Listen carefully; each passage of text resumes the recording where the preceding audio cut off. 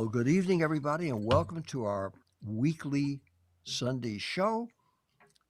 My name is David Amram, and I'm so thrilled to be back with our special guest for this week. What a pleasure that he is free to do this. Josh White Jr., one of our great singers, one of America's treasures, an old friend, and someone that we all love to hear, and whom I've had the joy of collaborating with whenever possible. And Absolutely. I want to thank our producer, person who created this program, Pamela Dickerson, and our wonderful young producer, technical wizard, actor, songwriter, singer, performance artist, Mr. Anthony Demarbiex, wonderful visual artist who paints Anthony. spontaneously, Norbert Wisdom, and Jim Canary, the keeper of Kerouac Scroll. And I'm reading from my book, Offbeat Collaborating with Kerouac. But before we David, read it, darling, would you before mind we, tilting your camera again, David? yes. It somehow got right. If you bring Oh, it down, okay. Just a minute. I please. didn't have the camera on. This is Zoom, folks. So you just have to be patient. That's the charm. There we are. Thank you, love. I can see the remains of me. For those who, Welcome, Josh White Jr. Thank you for being here okay, today. Oh, it's a pleasure. It's a pleasure. It's a pleasure. as I was saying, I wanted to introduce, but I already see him on the screen. In case you don't recognize him from his appearances over the last many years, please welcome, before we start, Mr. Josh White Jr. Well, thank you very much. And hello, my friend David Amram. Hi, I'm sorry I was invisible, but that's cool too, because you're not. It's it's good to be in your company any way I can. All right. And Josh, before I begin my reading, could you play something for us just to welcome everybody to this amazing spontaneous program?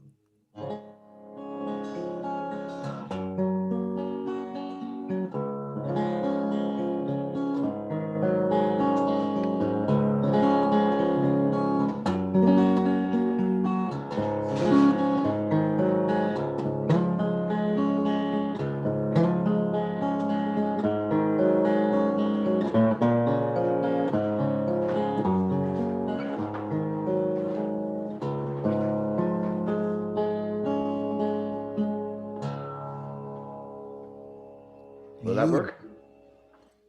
Beautiful. I appreciate it. That was Josh White Jr. And after I'm done reading one little section from my book, you're going to hear and see Josh and I in a video that we did of a performance. And then Josh is going to be seen in something that he did a long time ago. We'll talk about afterwards. And then he's going to play something. We don't know what, but it'll be beautiful. And then we will wrap and then have our guests, extra guests, come on and do something. And we're so glad that you're here. And if Jack Kerouac were here, he'd be thrilled and wanting to sit in on the bongos because we believed in collaborating and enjoying one another's company. And that's something that went on before we ever came on the scene, is going on in 2020, and will go on even more in a few days when 2021 cleans the air and cleans the slate and gives us all a new wonderful year.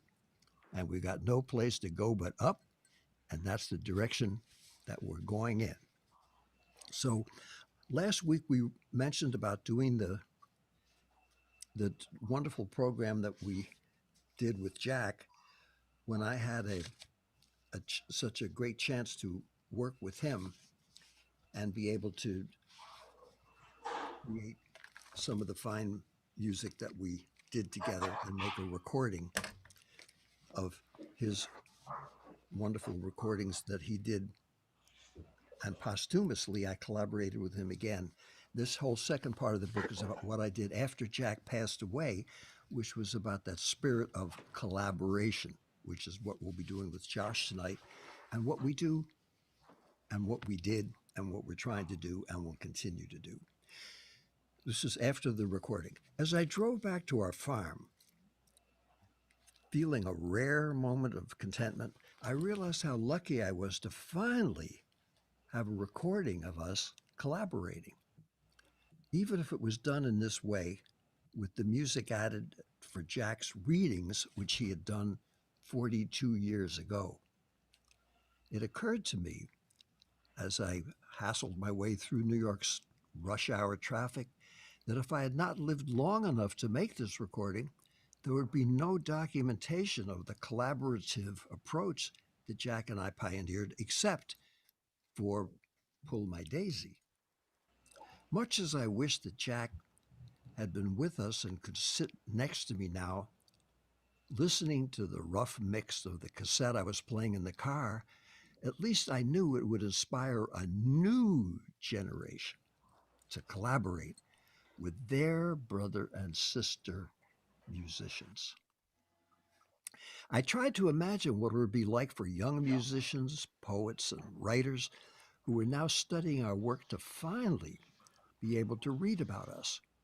If Jerry Newman's legendary missing tapes resurfaced someday and I was no longer there, they would be able to see and hear what we had made possible on this CD. But in the meantime, this CD showed that all of our efforts were represented by 4 hours of one recording during our crazed, bombed out victory party. If only we had that recording. Would this have become the early remaining document of our work together? There certainly would have been a very least some portions of those lost tapes that might be better sent to the wastebasket. Jack and I would have asked Jerry to record something else if they weren't up to our standards. That night in 1959, after we recorded Pull My Daisy, we were just having a party. Perhaps it was fate to have it happen this way. As I listened to the rough cuts in the afternoon session in my car, I knew this was just the beginning, not the end. Jim Sampas had discussed a debut on the CD on the entire soundtrack of Pull My Daisy, originally scheduled for release in 1959 by Columbia Records. But somehow that had gotten sidetracked and never been released. All the people who purchased bootleg copies of Pull My Daisy over the years felt it was a document in sound that stood on its own. Many journalists, scholars, and listeners have said that the complete 29-minute soundtrack of Pull My Daisy continues to paint a picture of a time and a place just by hearing Jack's words and my music without even seeing the film. And not in the book, fortunately, a few years later, but 20 years after that, it was recorded and is now available 50 years after we did it. But as they say in New York, what's the rush? My cantata, A Year in Our Land, with excerpts of Kerouac's The Lonesome Traveler, was now getting performed frequently and due to be recorded. The orchestral settings of his narrations from On the Road and the second movement of my flute concerto, Giants of the Night, written for James Galway and dedicated to Jack, were also formal works that sum up the results of our collaborations. These compositions are written down and published so that they can be presented whether I'm around to conduct or play or be on the scene when they are performed. Like Jack's novels, books of poetry, paintings, and my symphonies, concertos, operas, and chamber music, they're all self-contained. They don't require Jack or me to be there in person to spread our message. These works can be performed without us and still speak to people. They're no longer considered offbeat. There are new books on our shelves. They're now on our shelves and available for all to read. There are now sound recordings on our shelves ready, finally, to listen to. As I drove the last remaining miles to our farm, listening to our new recording, I wondered what Jack and I would have done if he were still physically here to celebrate our latest collaborations at the end of the 20th century. Would we party till 3 a.m.? I guess we probably would, But instead of crashing on the floor of my old Sixth Avenue apartment, wherever he did or whenever I did, when we could find a spot to be down as the sun was rising, we could both come to our farm, the kind of place he always talked about wanting to settle down in someday. He could meet my family and have a meal, hang out with my kids, and see all the copies of his books, now reissued in paperback, and they'd all line our shelves. Be patient, stick to your guns. It's never too late, he used to say, and I saw he was right. Still, as I pulled into the driveway of our farm, I couldn't help wishing that all of this was happening 40 years earlier so we could enjoy that special moment together. Then the next chapter is the Orlando connection, the house that Jack built. In March of 1997, I read a wonderful article by Bob Keeling of WESH TV in the Orlando Sentinel. It described in detail the house in Orlando, Florida, where Jack and his mother lived. Joyce Johnson had sent $30 to Jack to take the Greyhound bus to New York City. So if On the Road received a favorable review, he could be there. What happened that morning of September 5th, 7th, actually, 1957, when Gilbert Milstein's amazing review was published in the New York Times, is lovingly documented by Joyce Johnson in minor characters. What was never documented was the history of that house. In addition to Bob Keeling, two other people living in Orlando in 1997 shared his vision. Marty Cummins, a retired lawyer who had started Chapters Books, a coffee house and restaurant and bookstore in Orlando, loved Jack's work, and he wanted to see the house saved. Summer Rodman, a 23-year-old woman in the construction pipe business, also wanted to see the house and adjoining building purchased and turned into a writer's residence in Jack's name. We corresponded. Marty Cummins wrote me, and we talked on the phone. I feel it would be appropriate to make this writer's residence open to all styles of writing and focus on Jack Kerouac, but not the Beat generation. Do you think I'm making a mistake? Marty, I said, I've been waiting since 1959 when Jack left us, or 1969 when Jack left us, to hear someone say this. All I can tell you is that the vast majority of all of us still alive would thank you. I think Jack would jump down from heaven and buy all of you guys a round of drinks if he could get a leave of absence. We talked, and I suggested to Marty that he get in touch with Sterling Lord, Jack's literary representative, John Sampis, his brother-in-law, and the executor of his estate, and the editor, David Stanford, who was responsible for the republishing of Jack's classic works and previously unpublished ones as well. We have just enough money to make a down payment on a down payment, said Marty. We all love Jack's work, and we're proud of his presence in Orlando. We want the whole world to know he was here, and a writer's residence honoring him would keep that flame he kindled here for so long alive for today's young people. We also hope to reestablish a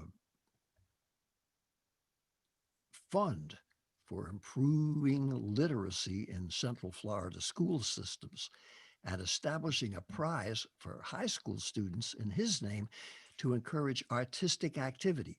And eventually, if we can purchase the other house, we can have a music residency as well. I know all this sounds overly ambitious, but I'm still a believer in the American dream. I think Jax personifies that dream. I hope you don't think this sounds crazy. I think it sounds great, I said. I'll be there if I can help out. Marty called a few weeks later. Do you think you could come down and play for a fundraiser at Chapters Books and Cafe, help raise a little money? We can cover the cost of your plane ticket and a room in a hotel. I'm on my way, I said. Marty also invited Douglas Brinkley, a great young historian who'd been chosen as Jack's first authorized biographer. He invited Jim Sampis, Jack's nephew, with whom I was working on creating music for unreleased archival tapes of Jack's recordings, and he was also involved. We all came to Orlando and had an old-fashioned reading with music and a small concert, which I created celebrating world music, jazz, and some samples of the great variety of sounds that influenced all of us in those long gone days of the mid 50s. There was a small press conference and we had a great time. Everyone involved loved Jack's work. There was not a beatnik style presence or sour faced person in the room. What a breath of fresh air, said Jim Sampis. Everyone here is come to honor Jack. I can't believe this is really happening. Jim, I said, it's the beginning of a new era. As Charlie Parker always said, now is the time. A few weeks later, Marty Cummins called back again. David, I have some great news. There was a tiny article in USA Today, and Jeffrey Cole, who owns a large eyewear company, read the article in USN Today and contacted me. He's a huge fan of Kerouac's work and your work, and he offered us enough money to make a down payment on the place as a substantial amount for the first house. We want to honor Jeffrey Cole with an event. Could you come down again? We can't pay you, but we'll cover your expenses. I'll be there, I said. Doug Brinkley came down and joined us, and we met Jeffrey Cole, who arrived with his whole family. I used to see you all in the village when I was a kid visiting New York City.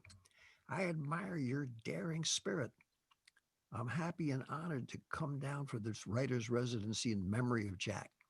I'd like to read some of his work at your concert and have you back me up. Sounds like a good idea to me, I said.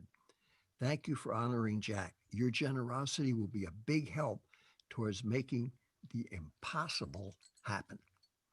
We had another marathon, old style reading, jam session, storytelling, fun filled night.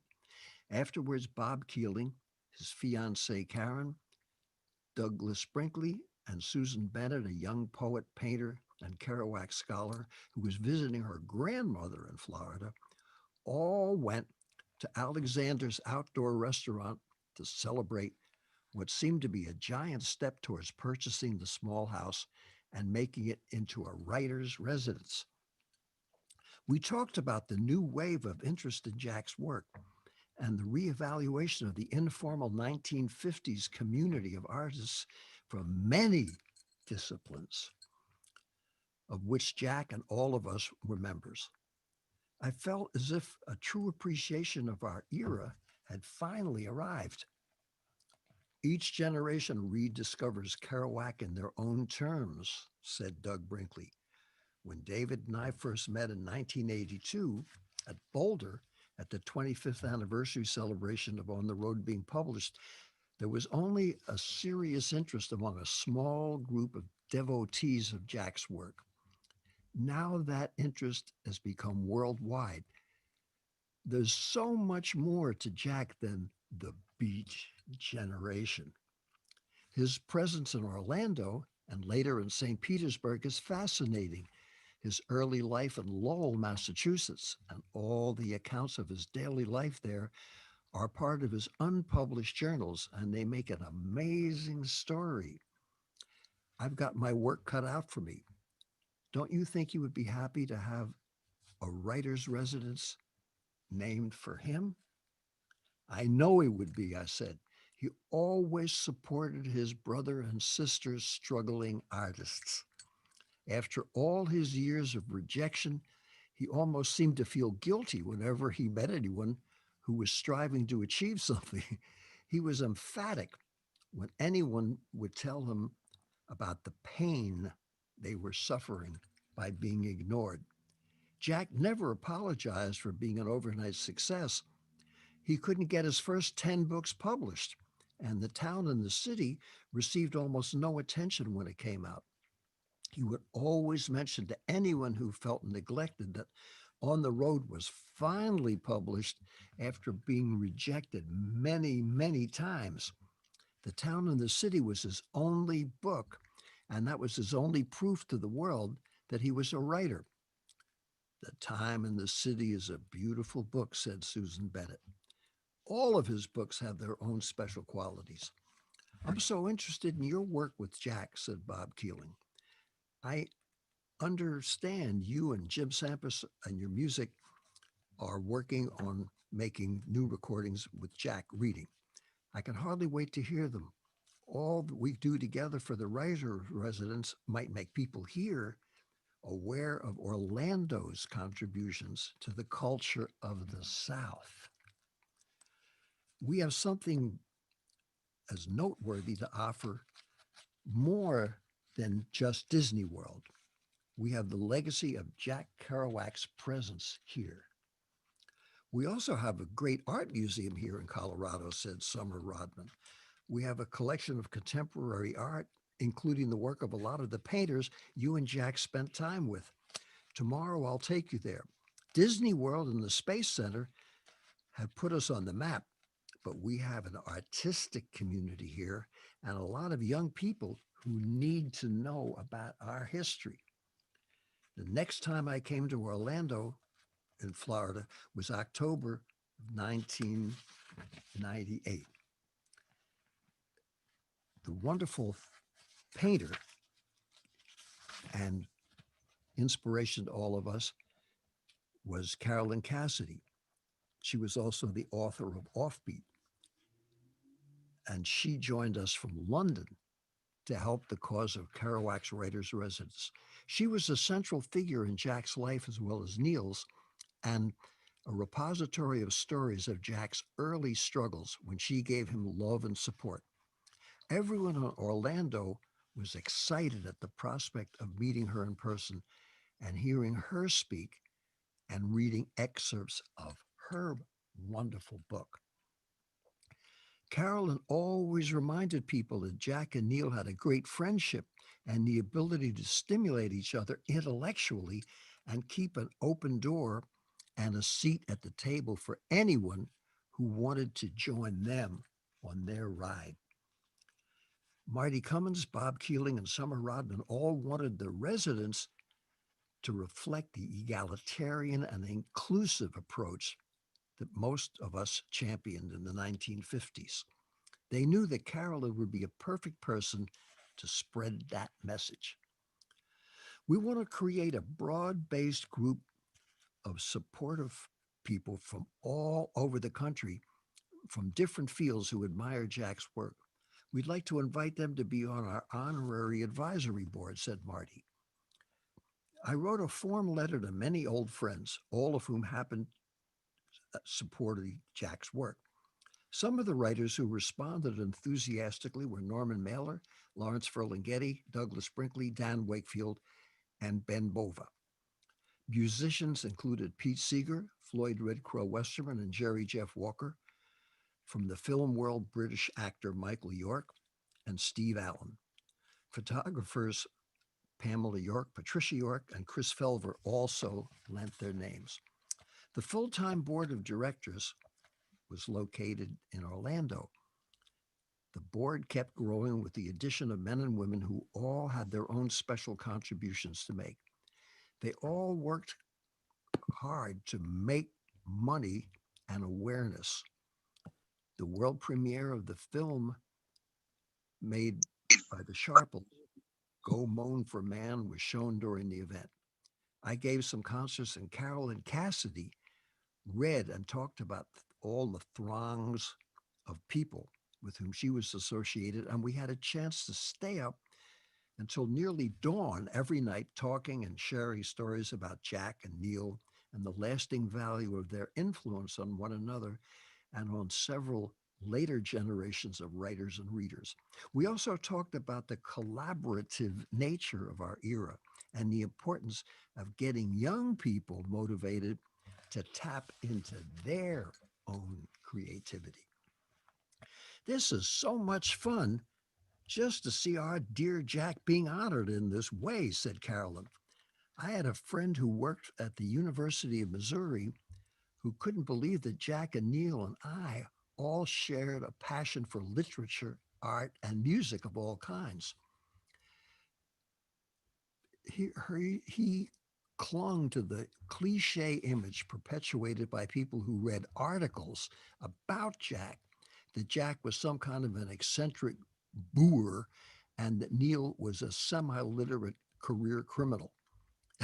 He didn't understand that both of them were brilliant and anonymously and enormously well read and had a passion for the arts as much as they had for earthly pleasures. In addition to their talents and energies, that was something that was not known, that they were true gentlemen. I mentioned this to my friend. I asked him to please tell all his colleagues that the mythology and so-called biographies written about Jack and Neil were mostly fiction and had nothing to do with how they were in real life. I said to him, I know, I was there. I am, as a primary source, as much of a primary source as anyone could be. My friend turned on me and said, Carolyn, my colleagues have a policy of never consulting primary sources.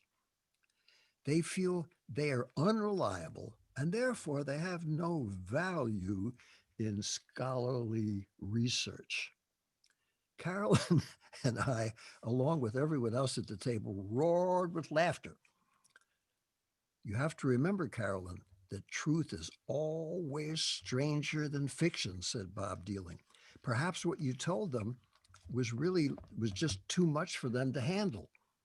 Carolyn smiled. Oh, poor little fellow.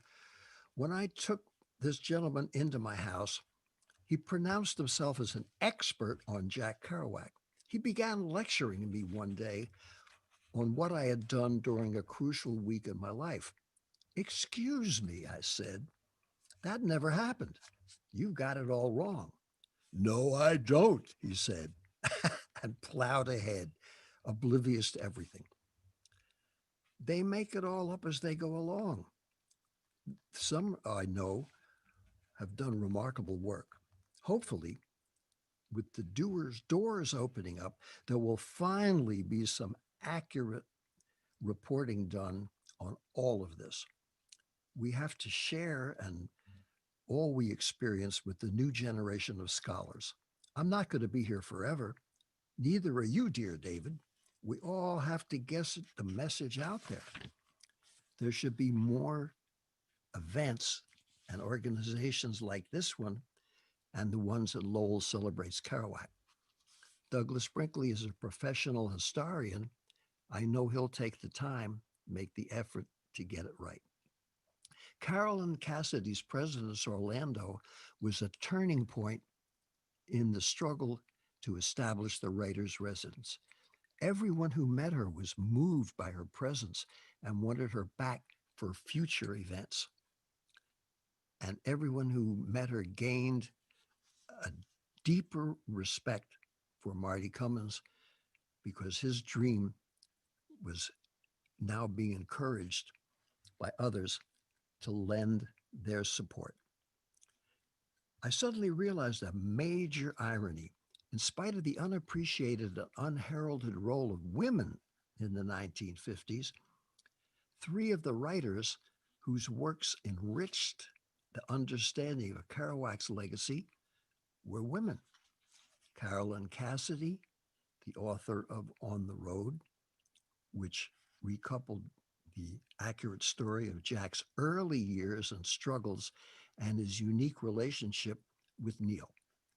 Joyce Johnson, prize winning author whose minor characters was now considered a classic, and Regina Weinreich, a brilliant young academician whose critical analysis of Jack's work was acknowledged as a milestone in all circles. And every scholar was appreciative of the pioneering work of Anne Charters, Jack's first biographer. And in addition to her biography, Charters completed 2 volumes of Jack's selected letters, which in themselves are as important as everything that Jack wrote. I returned to Orlando several times, and in October of 1999, I came back for another whirlwind tour. And over the next year, the Kerouac Writers' Residence became a reality.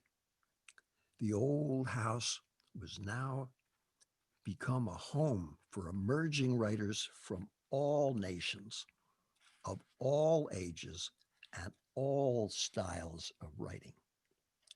More money was being raised to restore the small adjoining house as a second residence.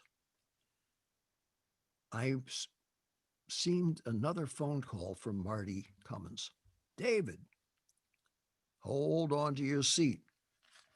This is a dream come true. Steve Allen has agreed to come on to do a concert with you as a fundraiser for the writer's residence. It will be videoed as a document and built on the work you both as primary sources did. And you can also speak about your week with him and the work that you both did with him. Everyone here is excited. And already we have a guarantee of a sellout for tickets.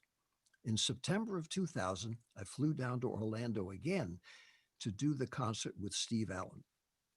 Chris Felver, great documentarian on the poetry and art world since the 1970s, came from Sausalito, California to video and shoot still pictures and add his upbeat, fun-filled, manic personality to the whole event. His sunny personality reminded us of Danny Kaye singing and dancing in a Technicolor musical. What a great guy, said Marty Cummins. So unpretentious and fun to be with. I love his work. His book of photographs, American Anarchists and Angels, it's a classic. I'm sure Steve Allen will love being with him. Everyone does, I said. He was a golf pro and a fine guitarist and a folk singer. He's from Akron, Ohio, and has a good old-fashioned Midwest way of distinguishing what's real and what's just a hustler's hype of the moment. After Steve Allen arrived, Chris and I went by to pick up Steve. Well, David, he said, after all your descriptions of the gurus with limos who back Eastern religions, who sent back Eastern religions in the United States 100 years, now we're all the new leisure class, golfers with one limo. I think in 5 minutes' time, I'll be accustomed to this for life. I'm working my way up in my old car and becoming a limousine liberal. I love the checkout and the air conditioning interior. Forget about suffering for your art. Live it up, baby. Have a soda.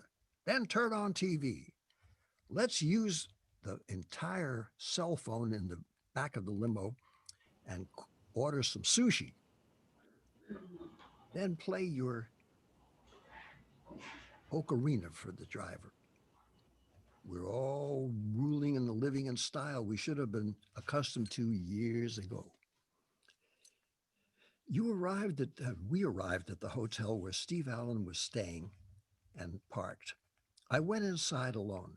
Chris stayed in the limo and waited. I had to go to the back desk and call Steve, and he came down. He looked at me, touched the middle of his eyeglasses frame on the bulge of his nose, and then extended his palm up, the way we used to all do in the 50s and 60s when getting some skin was really a most ritual and a sign of respect and affection. in the world of African American musicians and used sparingly among non African Americans for special occasions. After a gentle slide and slap of hands, we gave each other an old fashioned handshake. Steve, it's wonderful of you to come. So great to see you. After so many years, the last time was 1956. That, that was a benefit for Adelaide Stevenson, which is a good time to put on my glasses so I can see. Ah, thank you.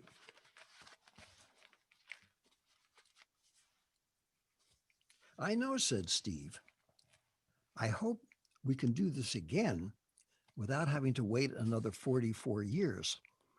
I've followed your progress since that show we did together when you knocked the drum set over. You, you're doing some fine work. We remembered and reminisced about 25 people who had gathered around, and they began asking Steve for his autograph. He gracefully obliged everyone. Well, David, we better meet everyone at the writer's residence and then go down to the Dukesbury in College Park and do some playing. I was told that the piano would be tuned. We'll just wing it, just like we did with Jack. We'll just follow each other. Okay, I said, I'll bring all my instruments and play your tunes like the Gravy Waltz, and then we can play some four-hand piano together, and then you read Kerouac, and I'll accompany you, and I'll read Kerouac, and you accompany me. Then I'll do Pull My Daisy, and we'll end with the tune we can all play together with Orlando's Moore and his then jazz band. Then we can answer some questions from the audience with Doug Brinkley hosting, who will tell us about what it was like working with Jack. Fine, said Steve. We just rehearsed the whole show for tonight right here in the hotel lobby. We rode back to the Kerouac writer's residence in the limo, and Chris Felver quietly huddled in the front seat of the huge air-conditioned car, filming our conversation. I was actually interviewing Steve. I told him I would like to give a copy to the Kerouac House, to John Sampas for Jack's estate, and to Doug Brinkley, so that in the future the story of how Steve came here to hear at the Vanguard and offered his help could finally be told by the person who was there who did it. He was a natural, said Steve. I loved playing for him. By coincidence, the night Steve went to hear Jack at the Vanguard, Bob Thiel was in the small audience, and this resulted in the recording Bob arranged for Steve and Jack to make together. All of what Steve was saying was videoed by Chris Felver, with the understanding it would be given to Doug Brinkley to transcribe for the authorized biography of Jack.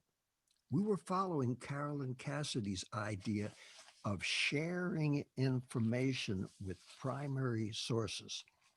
We were trying to connect the years of misinformation, so clearly explained to me by Joyce Johnson with these simple words: David, they weren't there.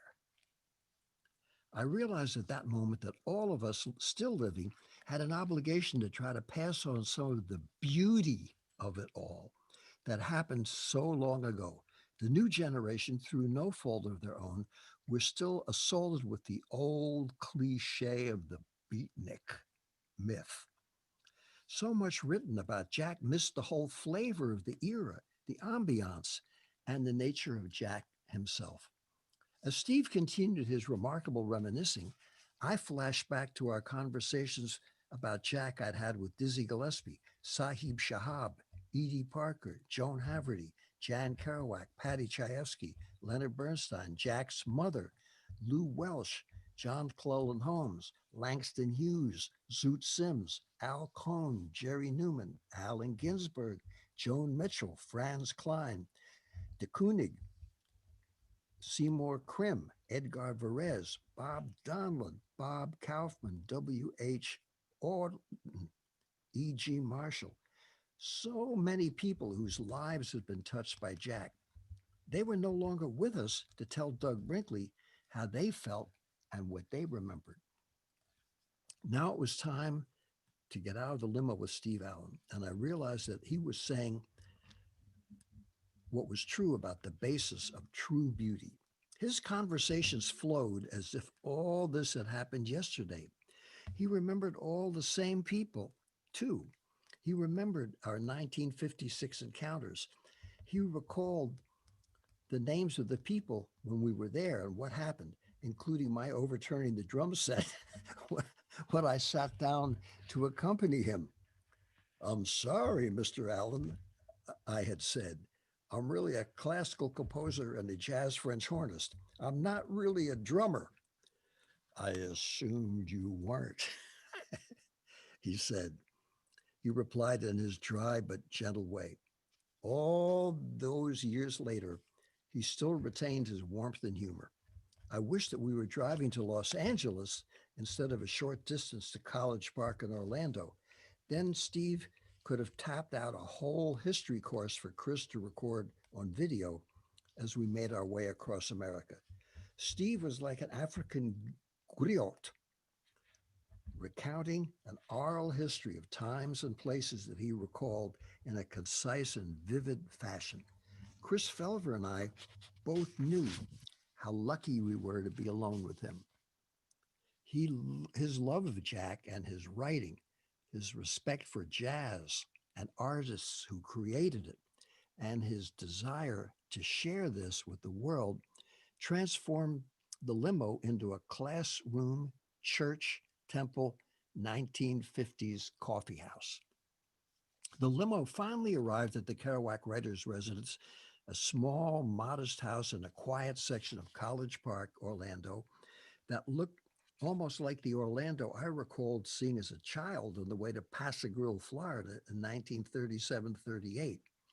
This part of Orlando was untouched by the enormous changes that had occurred since Disney World and the Space Center had brought in armies of tourists and subsequent housing developments.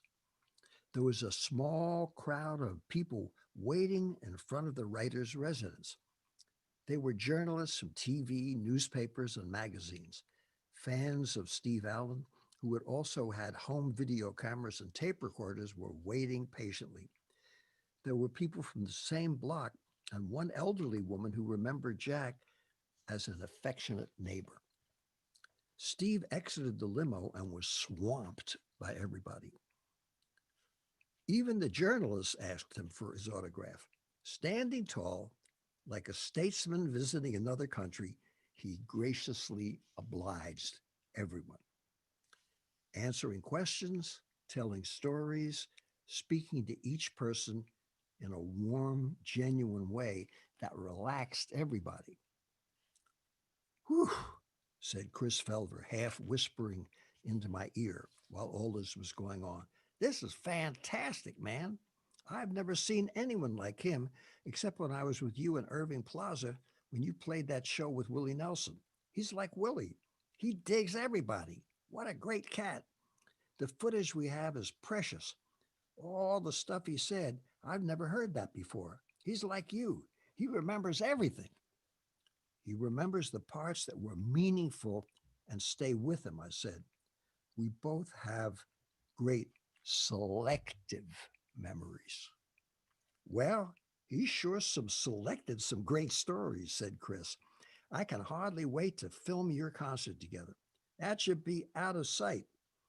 After about an hour at the writer's residence, we all went to a 6 p.m. dinner. Somehow, Steve managed to finish his meal in spite of people coming over to ask him to sign old LPs, books he'd written, T-shirts, autographed books, and old photos from the 1950s. One young woman asked him to sign her forearm with a magic marker. Pick it up, Davey, in case it's emergency. He was gracious to each person and continued his conversation.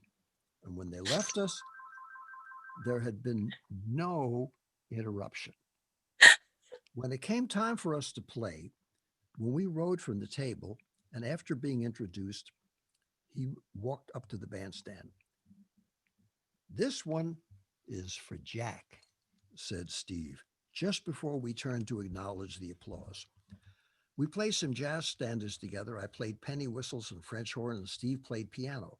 We played some four-bar hand duets, band piano duets together, and Steve read from Jack's excerpts from On the Road, and I played piano for him. I imagined Jack back in 1957, a few miles away, taking the $30 Joyce Johnson had sent him, buying his bus ticket from Orlando to New York, just in case On the Road got some favorable reviews up there. Here were two of his collaborators, 43 years later, honoring him and his work. It had been our good fortune to share part of our lives with his in his all too quick transit through the world. Steve read simply and beautifully, as if he were telling one of his own stories. You could feel Jack's presence. Then it was my turn to read while Steve played the piano. I began to read, and Steve played his lyrical 1950s style piano improvisations as he had done with Jack. Rather than tailoring his music to the words, as I already had done, he provided an atmosphere that was captured the whole era in an uncanny way. I felt literally transported back to a time like the cast in the film Back to the Future. I felt that 25-year-old David Amram in 1956 hanging out with Jack. And when I started to read, my own voice made me feel that Jack was talking to me or through me. I never experienced anything like that night, and I haven't ever since that equaled this. The night was documented on film and audio and was donated to the writer's residence, the Kerouac Estate, and Douglas Brinkley. I realized that it was happening and it would be preserved beyond the memories of those who were there.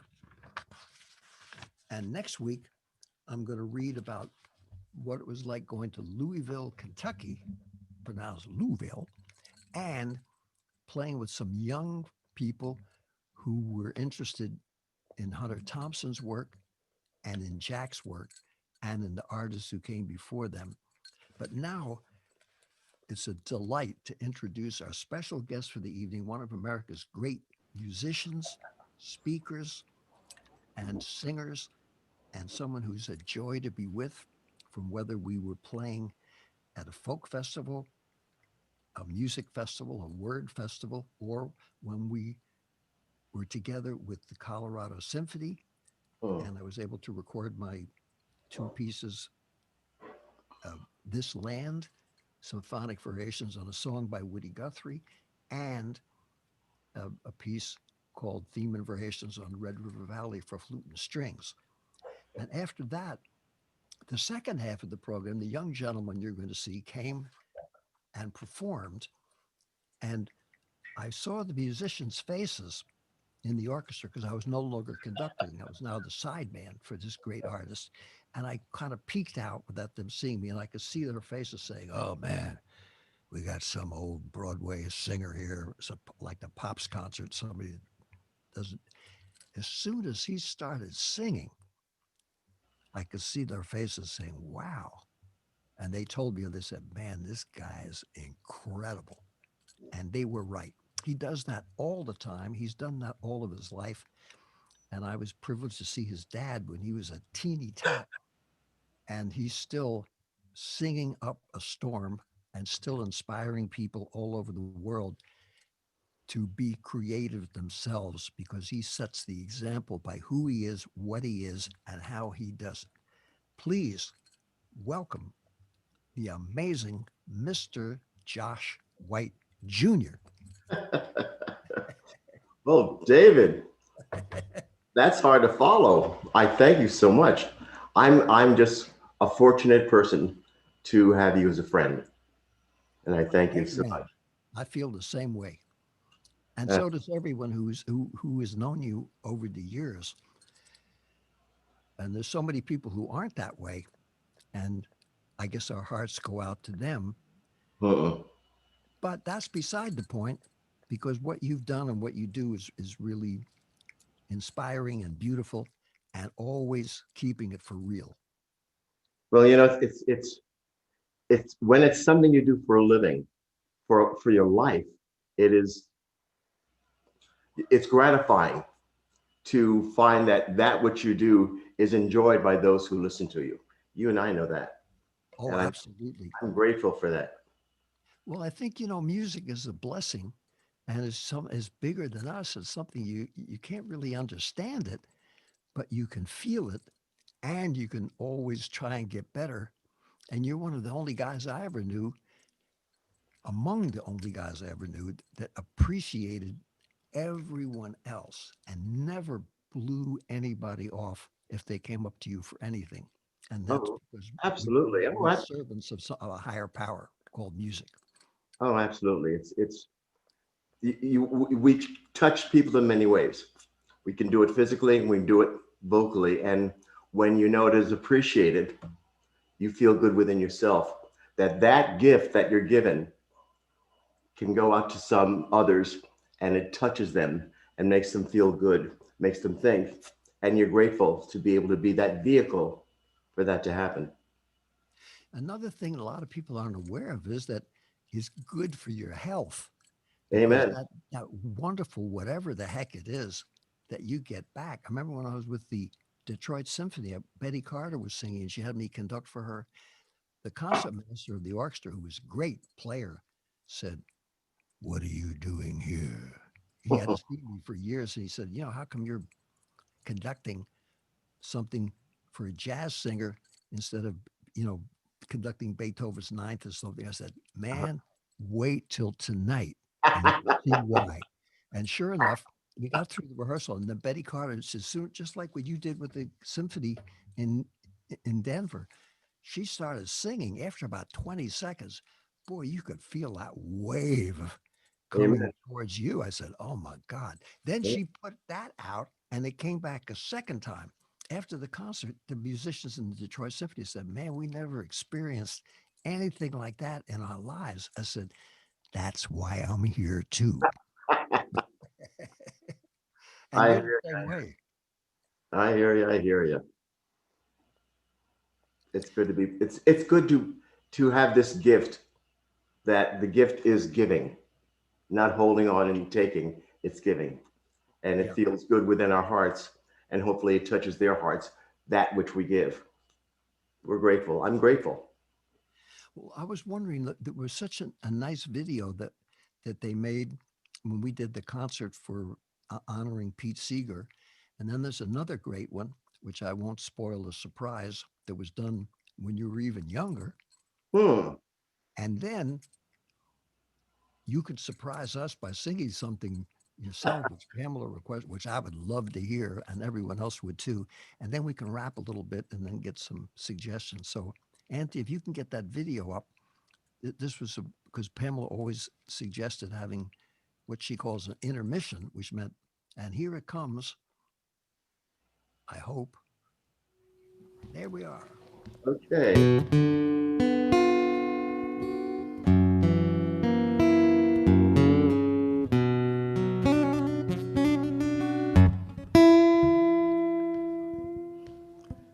There is a house in New Orleans they call the rising sun, and it's been the ruin of many poor girls and me, Lord, I'm one. Now if I had to listen to what my mama said, I'd have been at home today.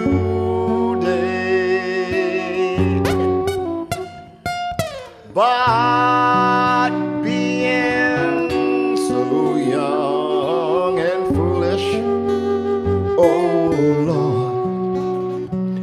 I let a rambler lead me astray. Go tell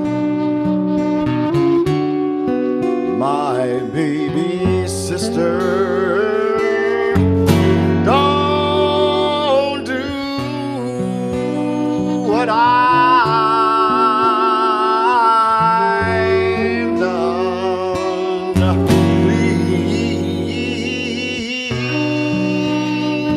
Please shut that house in New Orleans. They call the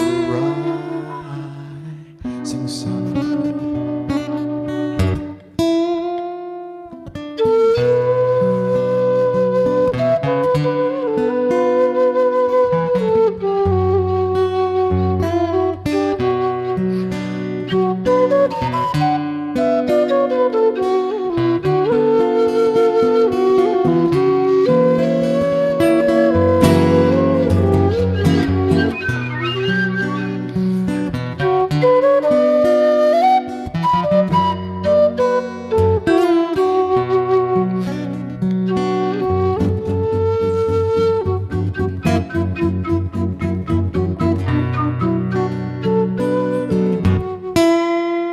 Lord, I'm going back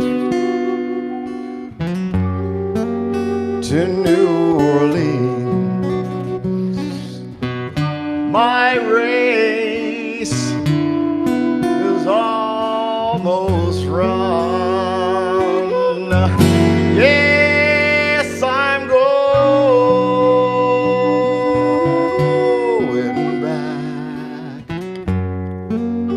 to spend my life beneath that rising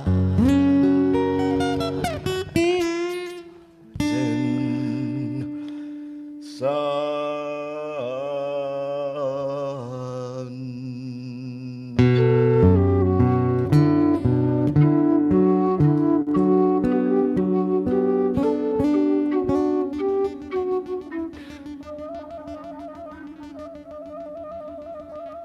Go ahead.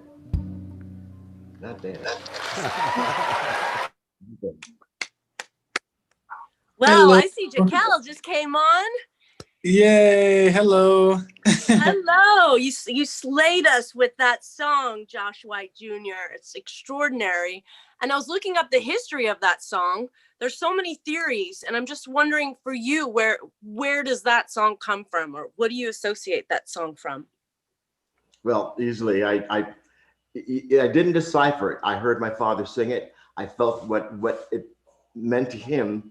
And you, as he said, go into the song. If you want to sing the song properly, go into it. Be the one telling the story. And that's what you do. That's Yeah, it. you own that. I mean, we're gonna tell a great singer like you owned it, but man, what a great version you gentlemen did together. I love it. I'm grateful. I'm so glad for David to have been there, without a doubt. We're gonna play a little kid song. Josh White Jr. Josh, I'd say this boy doesn't look more than 4 years old. Well, he is. He's 4 years and 2 months. Not really. Well, I don't know why it is. He doesn't show his age, not a bit. Tell me, Junior, tell me. How's the boy? Beg pardon? I said, how's the boy?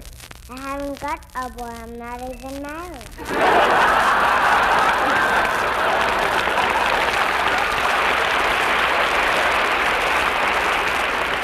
Well, I should have guessed it. You look very happy.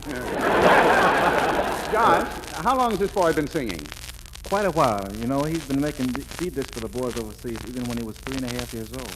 He knows about 30 songs. That's amazing. 30. Well, how can a 4-year-old boy remember all those songs? He has a remarkable memory. And I know the first time you thanked me. first time I spanked you. He remembers that. He remembers from way back. Josh Jr., look, how about us, should we sing now, you think? Yeah. What? One minute. One meatball. Good deal. Well, ladies and gentlemen, now, here is a double portion of One Meatball by Josh White with a small order of Josh White Jr. on the side.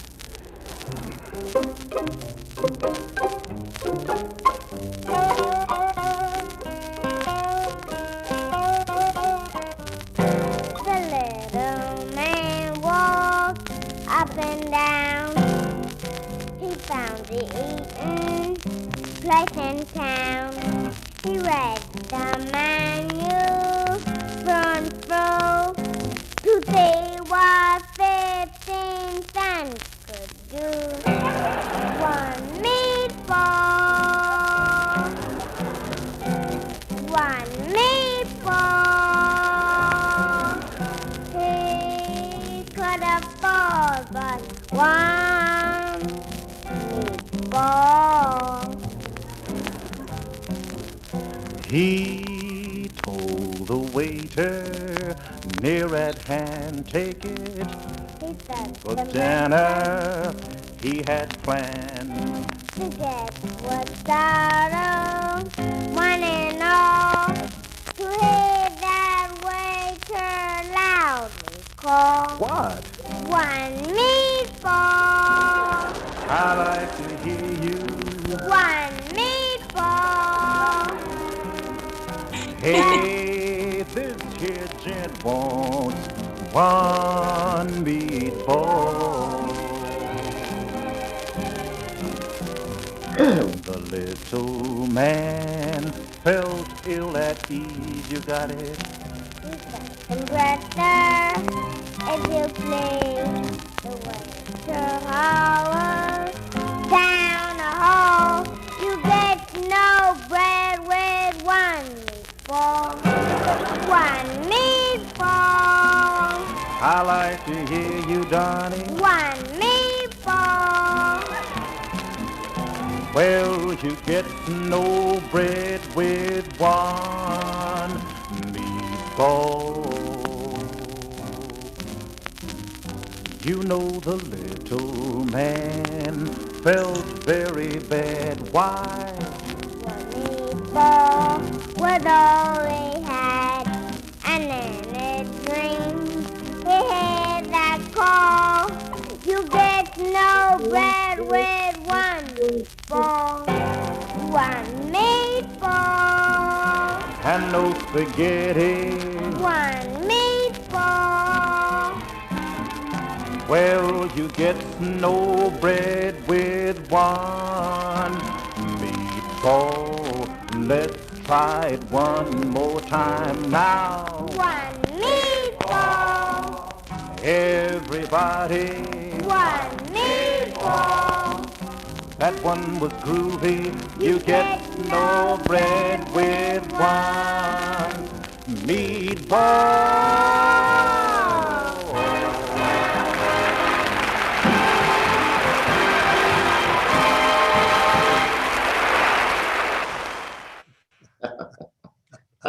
I love that song. I listened to it so many times. Once Doug sent it to us, I was like, that little kid, every time that meatball, he just all the way. It was so good.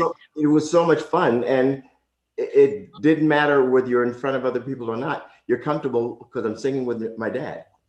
You know, so there was no worries about singing in front of people. I'm singing with dad, sing in front of anybody. Your son, Jason, was talking to us about you playing with so many people. And you consider them your dad's friends. Can you tell that story about all these kind of famous people you were with since a young age, and then the one person that really impressed you because you'd seen him on TV? Story. Well, that's a good one.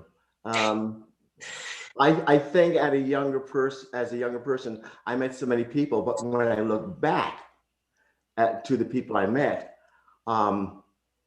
I'm impressed by being with Bojangles, Bill Robinson, who danced up the steps. And I remember whatever show we were in, that he promised me, I'm sure he promised every kid, that he would teach him to dance and how to dance up the steps. And that again, I was very young, and I'm now 80 years old and don't and remember it very well. Doug Yeager tells a mean story about the Bojangles. Doug, do you have something you want to say? What about Bojangles, Douglas? Okay. Well, the only basically story I know is it was at Madison Square Garden for an NAACP rally, 1949, and you and your dad were going on after Bojangles, and so you were sharing the dressing room, and he went on, and before you went on, you were so excited to see him because, as you had always told me, even though you had worked with Woody Guthrie and Led Belly and Frank Sinatra and all these people, they were just friends of your dad. They didn't mean anything to you. You didn't realize they were famous, but you had seen Bojangles in those movies with Shirley. And you were so excited, and you asked him if he could teach you how to dance up and down the steps. Yeah. And he said, sure he would. And 2 weeks later, he died. Wow. Wow. Look at that. Well, at least he promised me, though he didn't fulfill it. He promised a little boy, and that's good. I remember when I saw that picture of you with Eleanor Roosevelt and Joe Louis, I said, wow. And then you told me about how the fact that they were friends, but you had remembered that because of seeing the movies with Bojangles, Bill Robinson dancing with Shirley Temple going up and down the stairs, as all kids saw in the movie theaters at that time, that made you really search him out as one very special person. That's kind of one. I know there's a amazing picture of you with Eleanor Roosevelt and Joe Louis. And I remember them, of course, when I was a kid. And I wanted to ask if I could, what was it like having Eleanor Roosevelt as your godmother?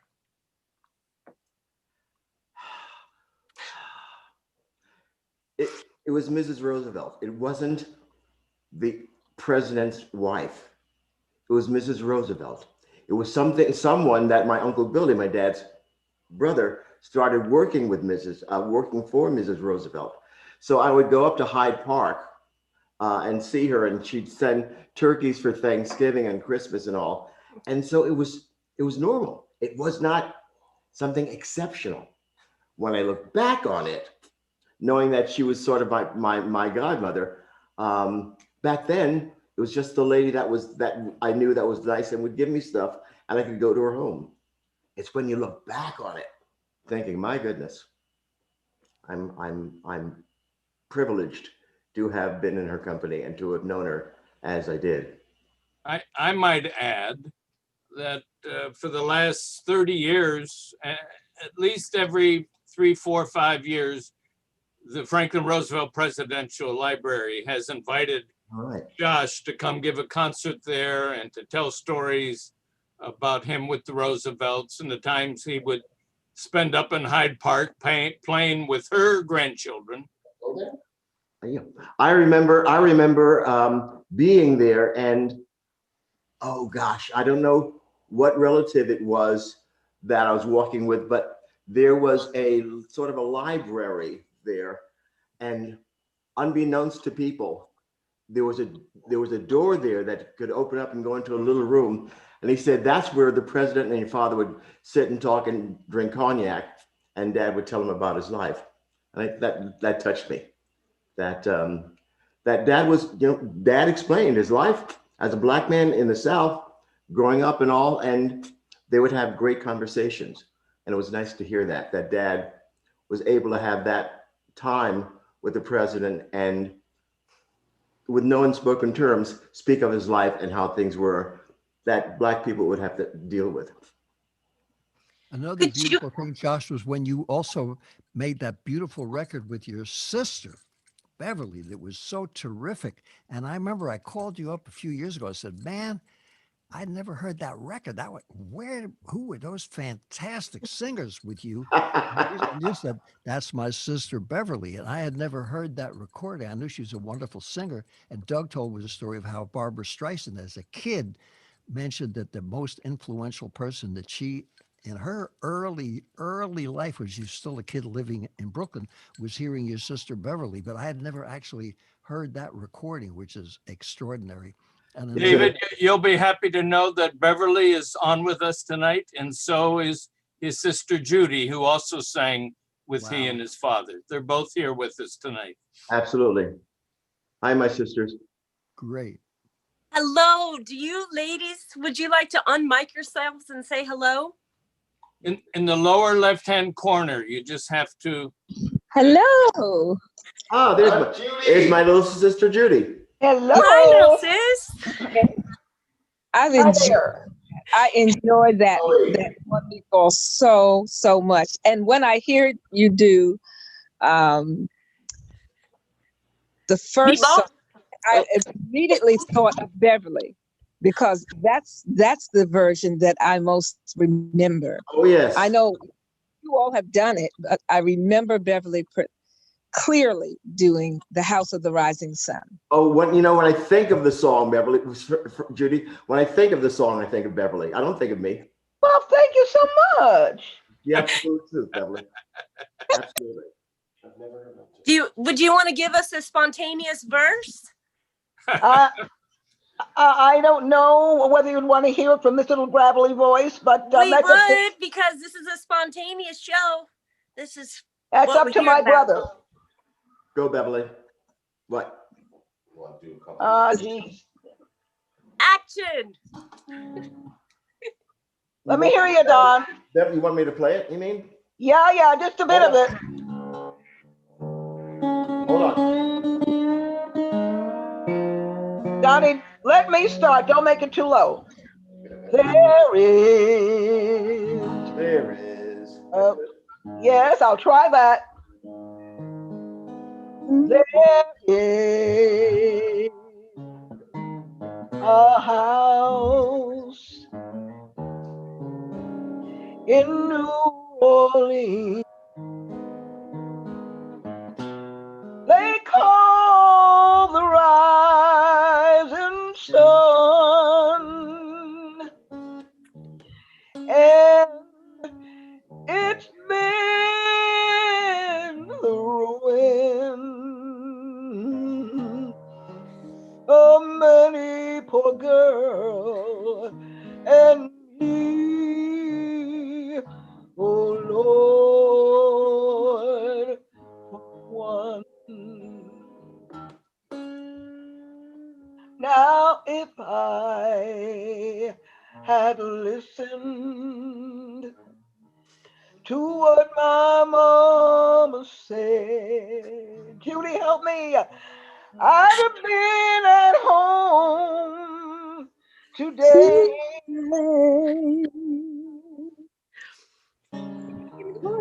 But being so young, Being so young and foolish, oh Lord, Lord, I did it again. And lead me astray. Go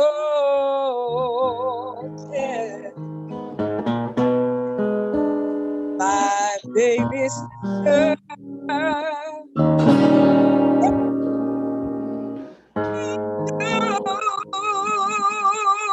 what I have done.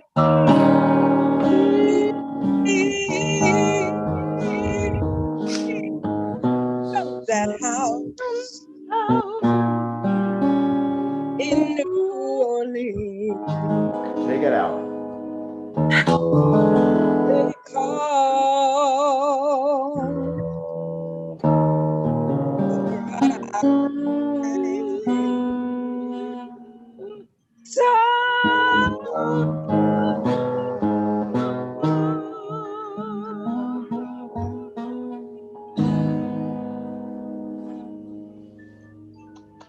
Well, today, even though it goes in and out on Zoom, I heard the truth. Ladies.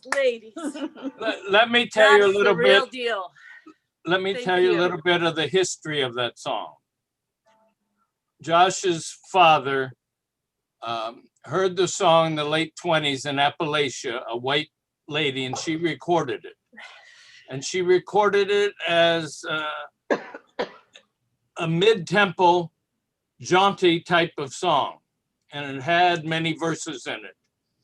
And then some years later, 1939-40, Alan Lomax played the song for Josh White and Woody Guthrie and Leadbelly, and they each recorded it.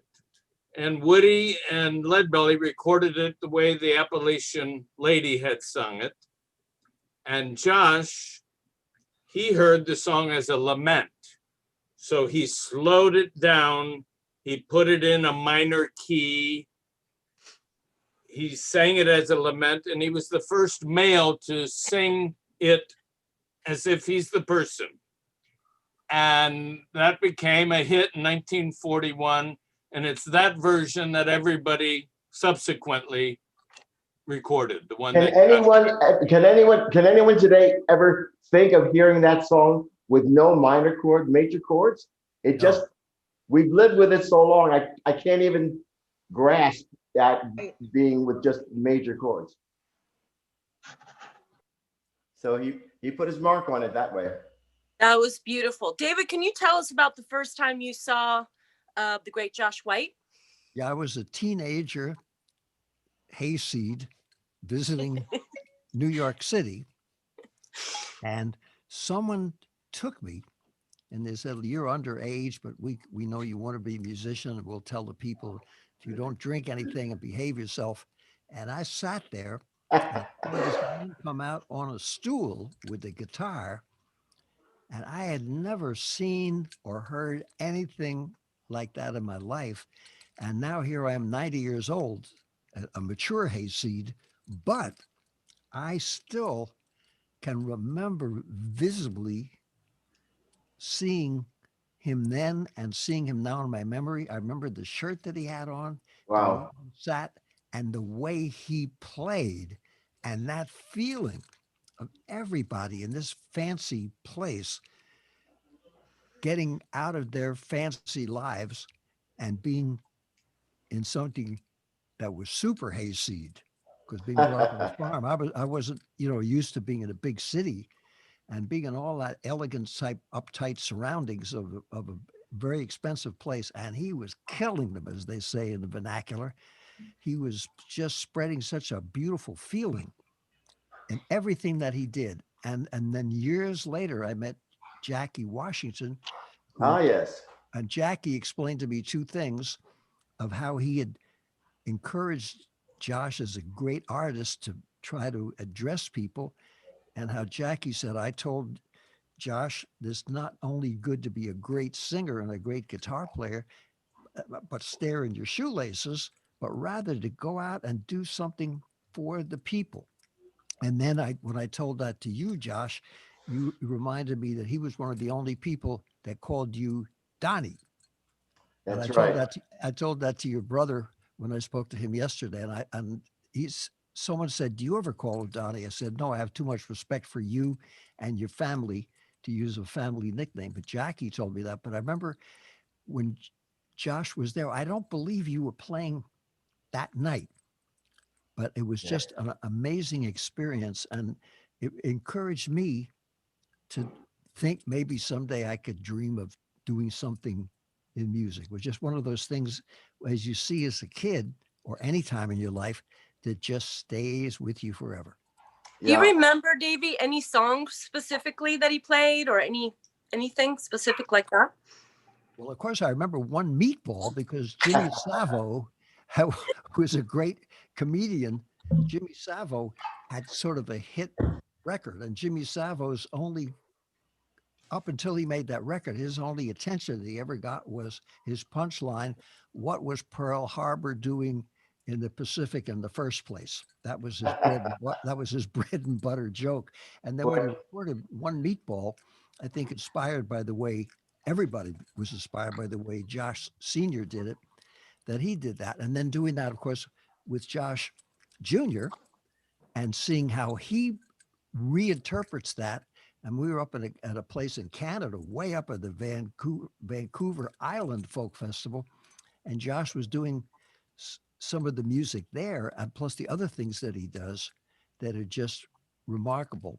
And I wanted to say too, as a fellow musician, that so the only people that I know who have children who love their father and have their own lives and do what they do in their way is Josh and his two sisters and Gunther Schuler's two sons, a great American composer, and also Thelonious Monk's son, T.S. Monk. I knew Monk and I knew his son, and they're both terrific. And so many musicians have kids who are so wonderful that it makes you realize that how fortunate it is to be in the arts. And when any true musician loves what they're doing, that's reflected in their family. And therefore, the values that all of us have are lasting because many people who have prominent parents get wrecked by it over and over and over again. But most musicians' kids aren't that way because we're, as Josh said, we're all blessed to be part of that world of giving. And that's a I heck tell of a you, I tell you that I have four sisters, and my three, though Beverly sang with it first, my three sisters sang Beverly, Judith, and Fern as the Josh White singers, and they went around for some years singing gospel. So Beverly sang with us, and then in a commercial vein, and then she and my other two sisters went and sang gospel together. Beverly, Fernie, and Judy. And that record that you all made together, that's so fantastic. And if I hadn't asked you, I never would have known that was Beverly singing. Because then, of course, I looked at the cover of it and it mentioned her name, but I didn't know who Beverly was. And it's Beverly, and everyone, thank you. And there's nothing like singing with a relative, singing with a brother, a sister, a father, a mother. There's nothing like it. Because there's little things we know of each other that no one can spot or tell. And it's fun. We can enjoy each other while singing in front of people, sometimes without the people knowing, which makes it even more fun to do. Oh, and I love when my kids play with me, and they're nice enough to invite me to play with them. That's a special thrill. And Yeah. I'm sure I have the same feeling that you do. Yes. Someone says, that's my son, Adam. That's Adam's fodder. When I'm in some little place with the, or at a lotta, they say, that's a lotta's fodder. Or a deer, that's a deer's fodder. That's better than a review in the New York Times. That beats everything. I hear you. I hear you. I hear you. And that's a wonderful thing. And you personify that. And that's why it was so great to meet your son, even though I know he's a better cook than I'll ever be. I was admiring him. I hope the football team that he loved won the game yesterday. We were interrupted. I'll find out when I get home. And after our rehearsal, David read his omelet making that he made for you. Tell it, Davey. Oh, I made a terrible omelet for Charlie Parker because that was all that was in the icebox, and it was so outrageous that I put that in my book.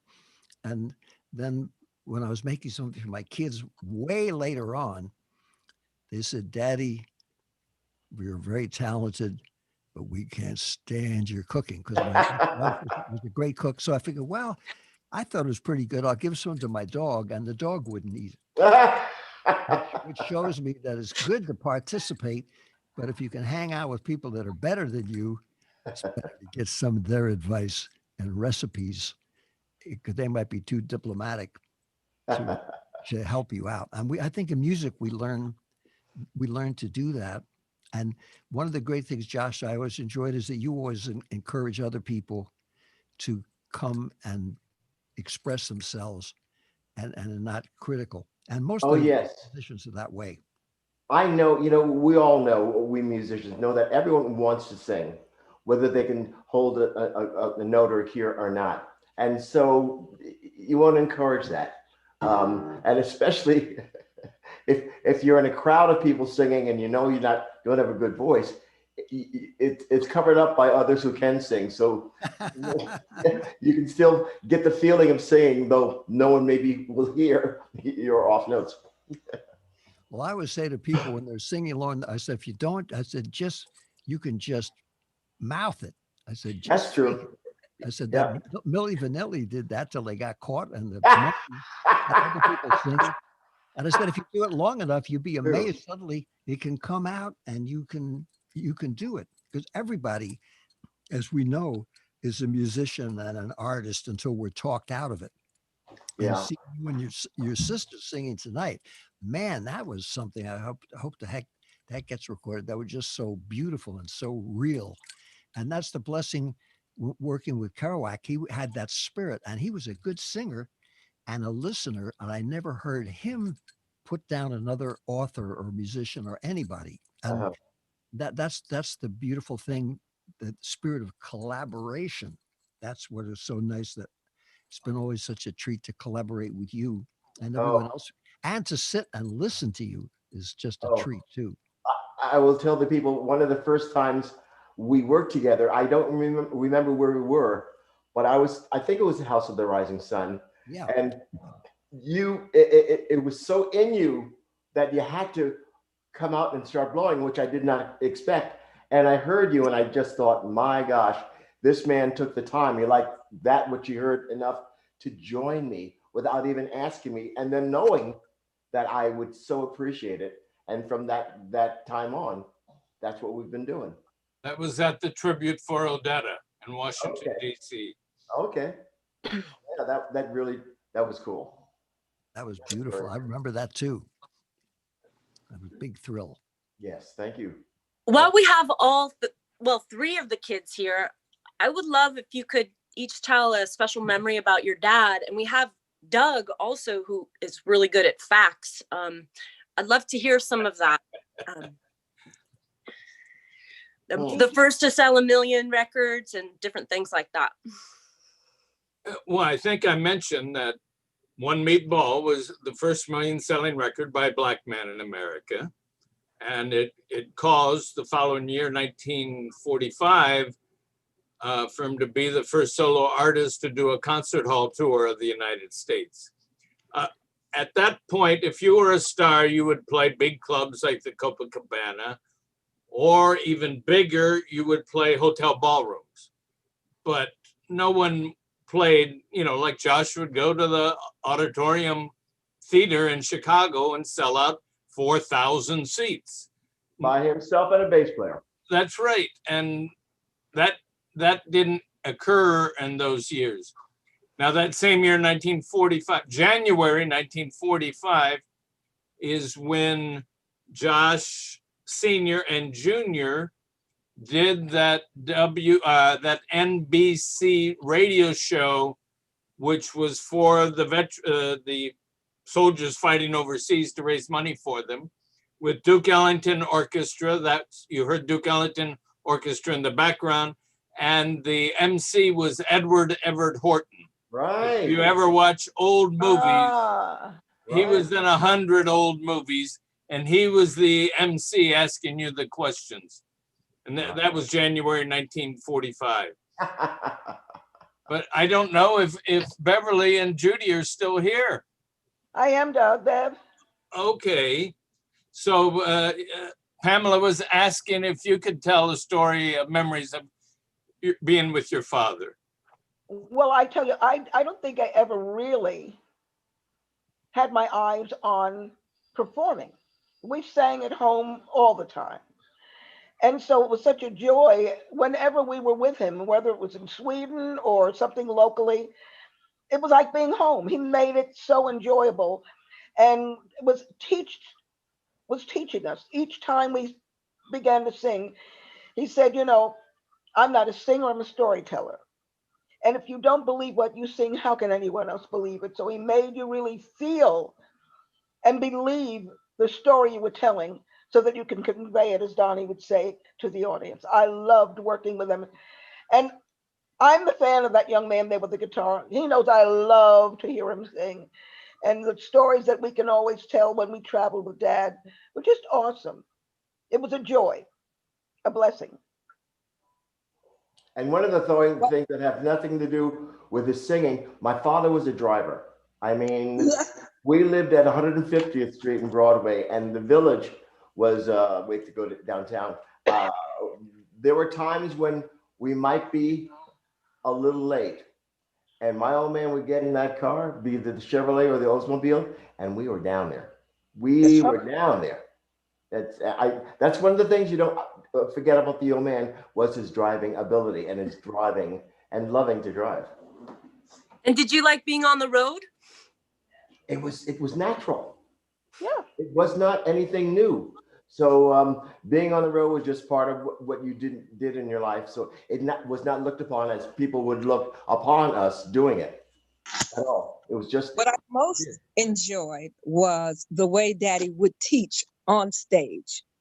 If we did not know the words, he would just feed it to us. And we were in such, as Bev said, we would sing all the time at home and improvise, and he would teach us then. So it wasn't different when we were on stage.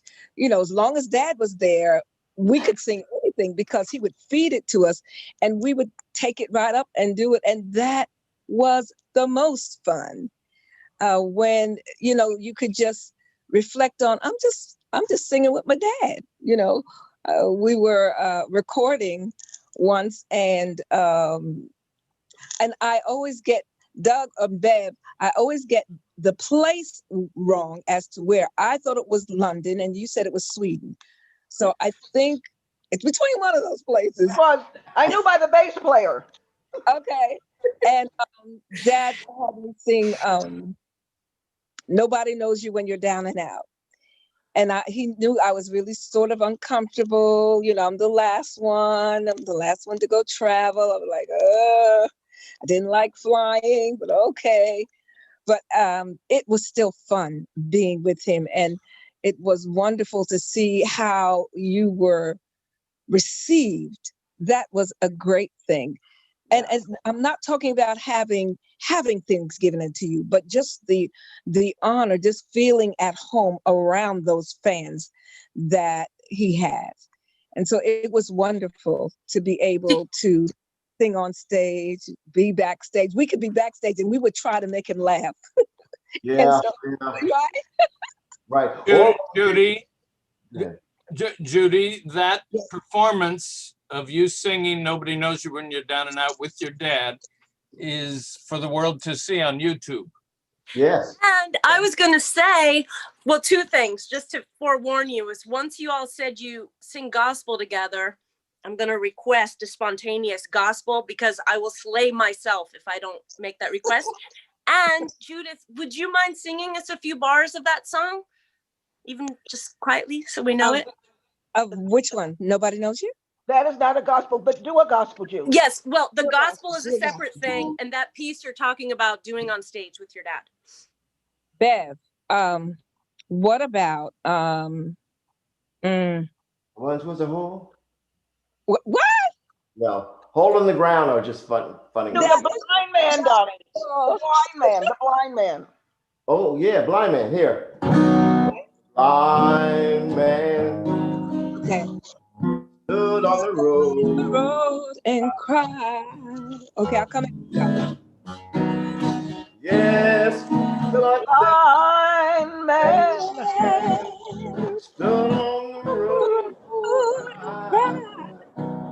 Come on, baby. Harmonize, baby. Let's go. It's actually better if you trade out verses. Jesus saved for me, for the blind man stood on the road. Kind Jesus, give me back my sight. Crying Jesus. Come on, Jesus, give me back my sight. Crying Jesus, give me back my sight. Crying, oh, Jesus, save for me. Well, the blind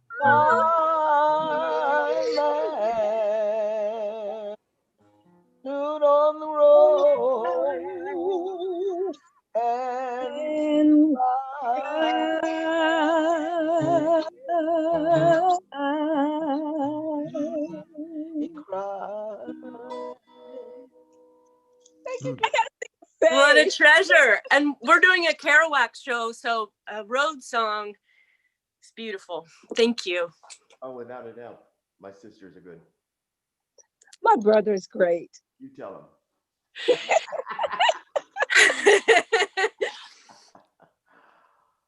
This is fun. So one last bit of the song. Well, we're gonna go to Q&A pretty soon, but I did want to ask for the few bars of the song you did on with the stage with your dad in Sweden. To whom are you speaking? Donna, yeah, you can play Nobody Knows. You could sing with me, Don. Nobody knows you in down? Yeah, yeah. How does it start? Wherever you put it, I'm good. Once I live the life. Nobody wants you when you're down and out. In your pocket, not one penny. Anybody sing with me? And Your friends, you just haven't any. But if you get upon you,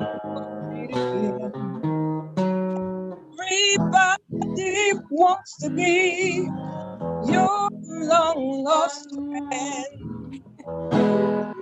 Mighty strange, without a doubt. Nobody knows you when you're down and out. I mean, when you're down and out. How about we hold the floor for Julianne to do one phrase herself, because it cuts in and out. Okay. Beverly. Listen. Beverly? No, she said Julianne or Julianne? Julianne, because she's, yeah, we didn't hear her as much. Start again, Beverly. Blind man. Blind. Go ahead, Beverly. Blind man. Stood on the road and cried. Well, the blind man stood on the road and cried, crying, oh, Jesus, save for me.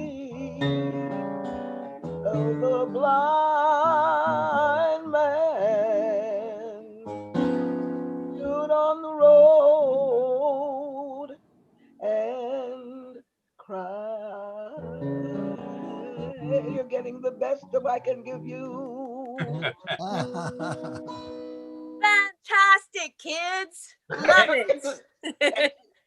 Anybody who wants to hear all of Josh and his sisters in an album he did 45 years ago, just type in Josh White Jr., it's in every one of us. Oh, yeah. And it'll show an album cover with he in a North African robe on. Which was yours. Which was mine. I still have it. What a great title. And you'll hear it's in every one of us, where a David Pomerantz song where they're singing together and just great. Absolutely. That's very true. That's my Doug, how do you favorite. know so much about everybody? Our brother, he's our brother. They sing and I take notes. David, should we go to some Q&A, love? Yeah, but I have a request for Josh, if I may. Before we go to the Q&A, Josh has an incredible song, and even with the Zoom's limitations, I heard him sing this and it knocked me out. And I told him that, and he said, really? He said, I haven't done that. I said, man, so we were at Vancouver Island, way out beyond the way out. And he killed it with that. And then I mentioned it to Josh when I asked him if he could possibly get the time to be on the show, and he said, okay. Then I spoke to Doug. I said, man, Josh can make it. And Doug said, without knowing what I said to Josh, he said, you know, he has the most unbelievable version of Auld Lang Syne that I ever heard. And I said, oh, maybe you could, because since Doug, I've only known Josh 40 years, Doug known 40, worked with him 45 years. He said, no, artist to artist, you ask him. So I asked Josh if he could do it, and he said that he would. And with New Year's coming up, and since we have no place to go but up, Josh can take us up with Auld Lang Syne and say Now, farewell. do we have time?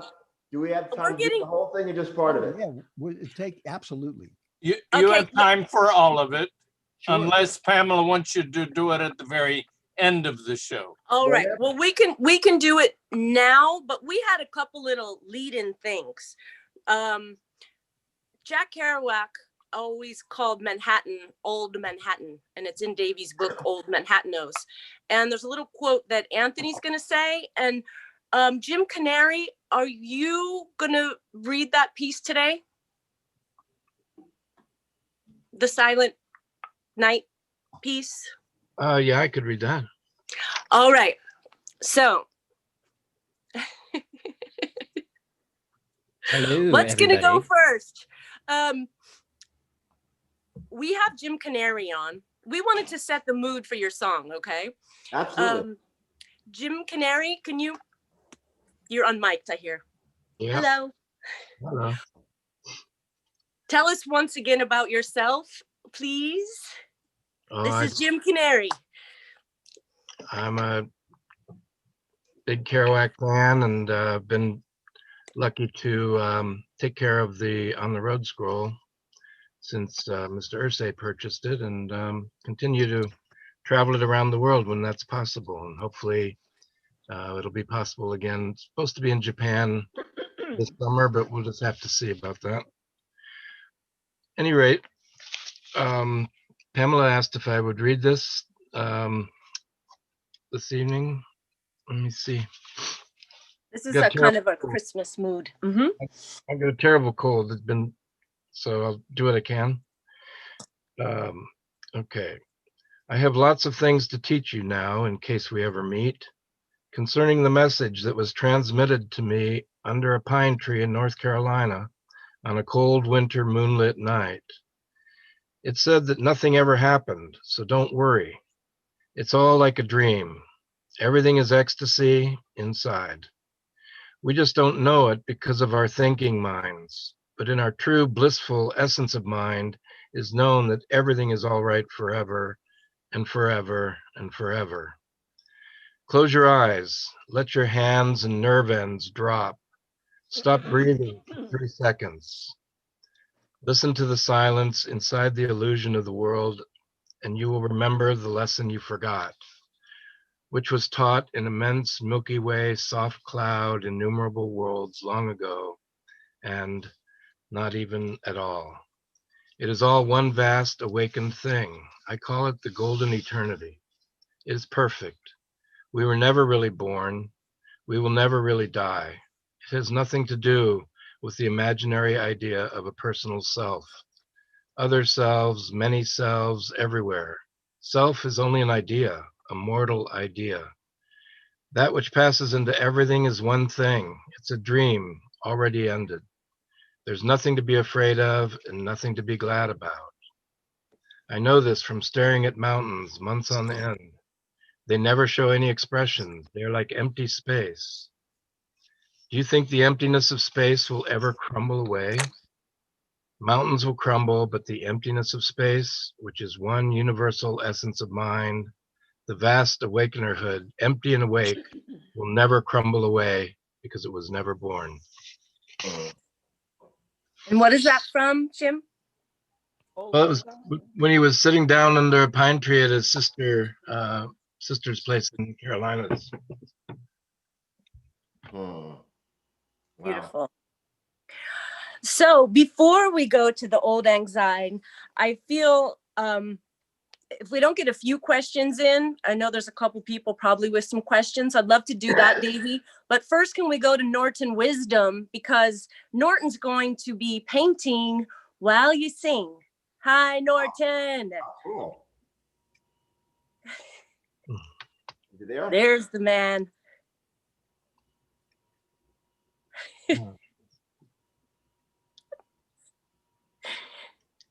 Unmic. Yeah. Oh, unmic, please, Norton.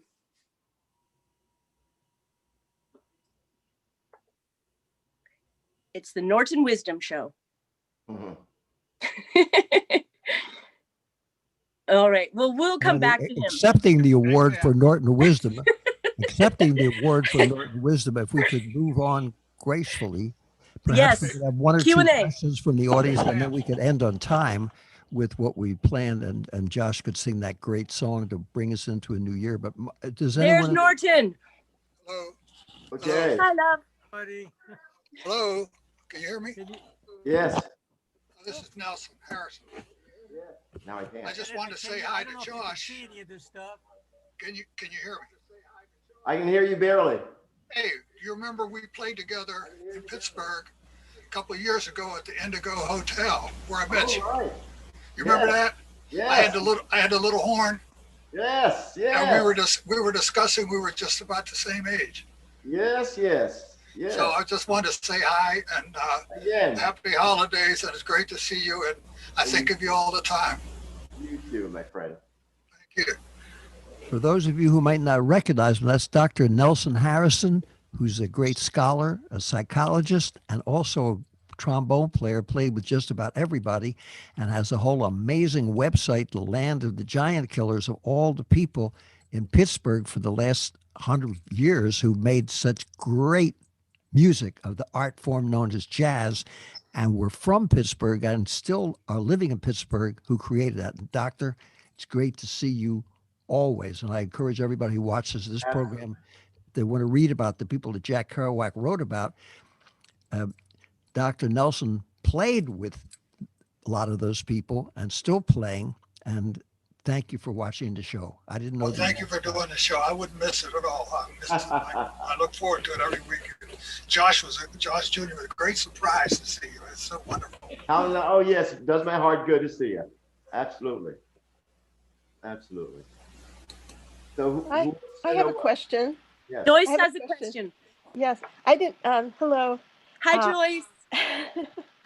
I didn't see anything about this in the information about your dad, but I was wondering if your dad had anything to do at all with the WPA because of his association with Roosevelt, or at least in an advisory position or in a participatory position. Probably in a participatory position, but I could not tell you for sure. Because there's a lot of things my old man did I was not privy to or was there. But if it was to help somebody, he was there. Thank you. Yes. Anybody else? Oh, cool. We love the entertainment that just happened. So great. Awesome. Thanks, Jaquel. Was that you? I have to keep Yeah. clicking on my screen, but I can recognize your voice. It's my mom and All the I. way from It's my mom Nashville. and I. It's Oh. Jaquel. And Veronica, my mom. Hi, Veronica. I don't think they can see me. Hi, hello, how are you all? How's Good. everybody this evening? We Good. love Pamela, by the way. So nice to see you. This is an amazing director from near Nashville, Veronica, and she had a screenplay idea and got it down, so we finished her screenplay together. Cool. Absolutely. Very talented family. Very cool. How Thank was you it for like watching. growing up together? And did you fight with your siblings or no? Asking me what?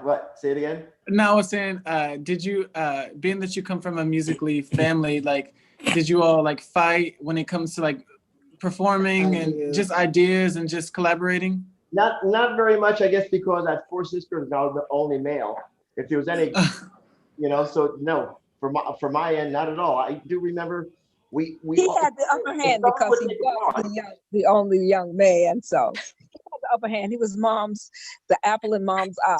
That's my son. But we spoiled him. We spoiled him. We enjoyed the show. And I enjoyed Good. being spoiled. Yes. I enjoyed it. That's wonderful. All right, loves. Anthony, are you there to give your Kerouac quote before we go into Josh? Yes, I am. Hello, everybody. Hey, Anthony. So, David, Pamela sent this to me the other day. Apparently, this is a journal entry. Journal entry from December 31st, 1947 from Jack. And I thought it was pretty interesting, and it'd be a great lead in to Josh's rendition of Old Lang Syne, if that sounds good to everybody. Yes. Awesome.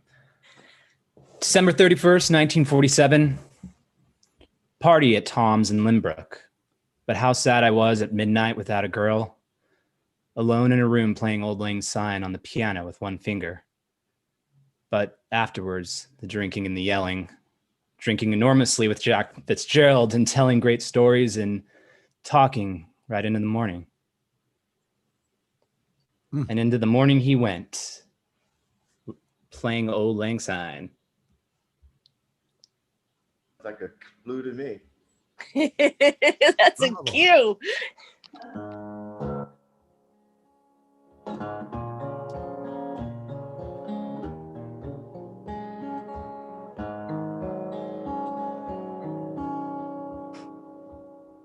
Should old acquaintance be forgot and never brought to mind? Should old acquaintance be forgot and days of old lang syne, and surely you will buy your pint cup, and surely I'll buy mine, and we'll take a cup of kindness yet for old lang syne.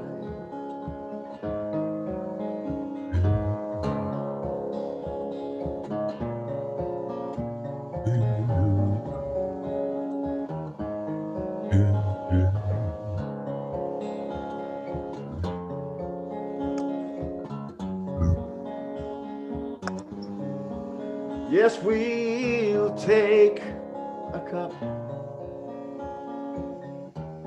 of kindness yet for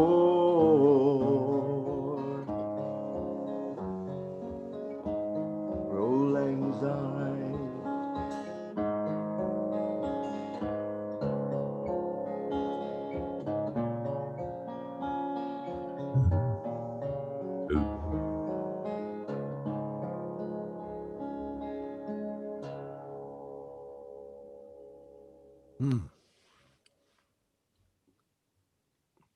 I know where I want to go for the holidays next year. I'm going to Michigan. Come on ahead. I mean, I'm from Ohio. Like, I'm a Buckeye and all that, but you know what? I'm going to Michigan. There you go. ladies and gentlemen, so we don't get canned by Zoom, we want to thank the wonderful Josh White Jr. and his two sisters and all the people who watched us every week. From the bottom of our hearts, wish you a happy New Year's coming up. And Josh set the whole tone for what we can do in 2021. Want to thank all the people who participated. Next week's special guest will be the wonderful poet, Hetty Jones, who was there in the very beginning, knew of all Jack's work, and she not only has written 26 books and started Jugend magazine herself, but with her husband, but also is a great artist and teaches at the new school and works in prisons and helps people there to get rehabilitated by writing and learning how to write and encouraging them to write, and is also a great collaborator and appreciator. And we hope that she could watch tonight. And Josh, again, we really want to thank you from the bottom of our hearts Absolutely, my friend. for honoring us with everything that you do. I hope you all have a beautiful time and We have celebrate. 4 minutes, Davey. Oh, we do. Yeah, what do you want to do in the last 4 minutes? I think let's hear Josh do something else because I could play all the time. And What about that rainbow song? That was so nice. Red and yellow and pink and green, purple and orange and blue. I can sing a rainbow, sing a rainbow, sing a rainbow too. Listen with your eyes, listen with your eyes, hear everything you see. Listen with your eyes, listen with your eyes, and sing a rainbow with me. Red and yellow and pink and green, purple and orange and blue. I can sing a rainbow, sing a rainbow, sing a rainbow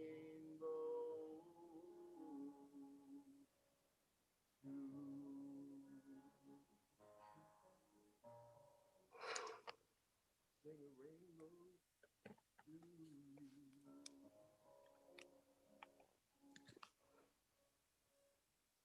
That cried was beauty so many times on this show. It's beautiful.